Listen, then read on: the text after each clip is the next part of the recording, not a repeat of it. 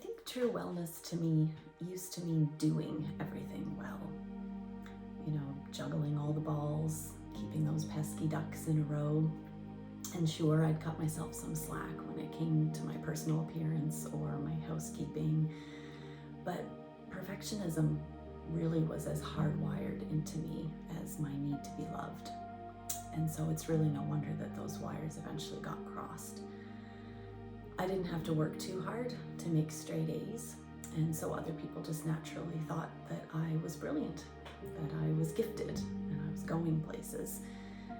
I remember the valedictorian of my high school graduation class actually predicted that I would someday be the driving force behind some major worldwide movement.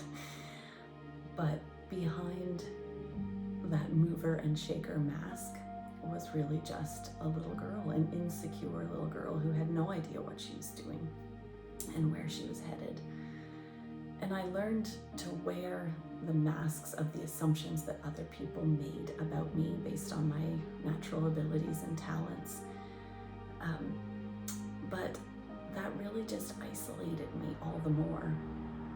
And I think deep down I fell for the lie that if my performance ever slackened, then so would people's love for me. Well into my adult life, after being married for many years and birthing 4 beautiful children, my performance tanked.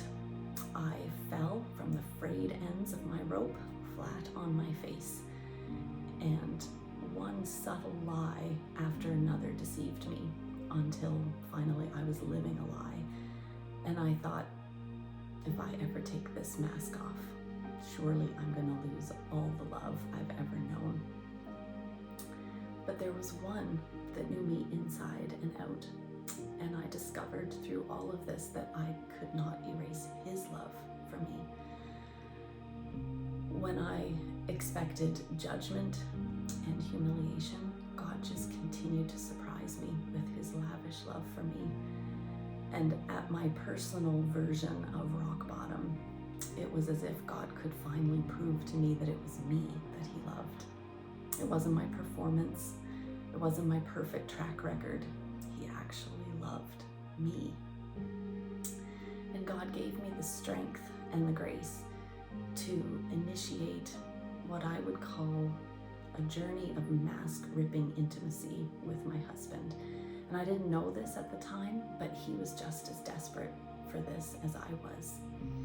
And as Jesus began to break the hold that those lies had me in, there were chains that my husband had carried most of his life that I knew nothing about that also began to snap.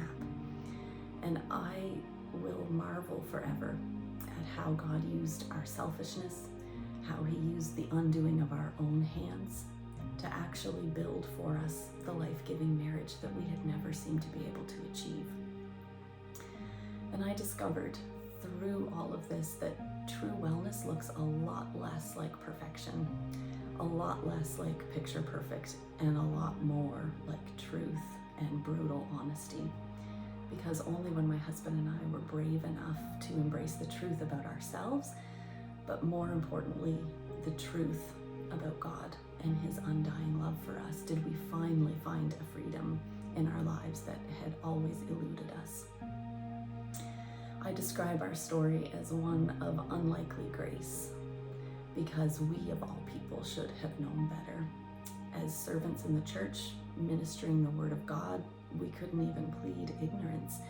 But God knew that in that tight spot where the enemy of our souls would pin us, that was the place where God's grace would actually begin to mean something to us personally. Grace would go from just being a theological reality or a religious buzzword to actually being a word that was blazoned on our hearts.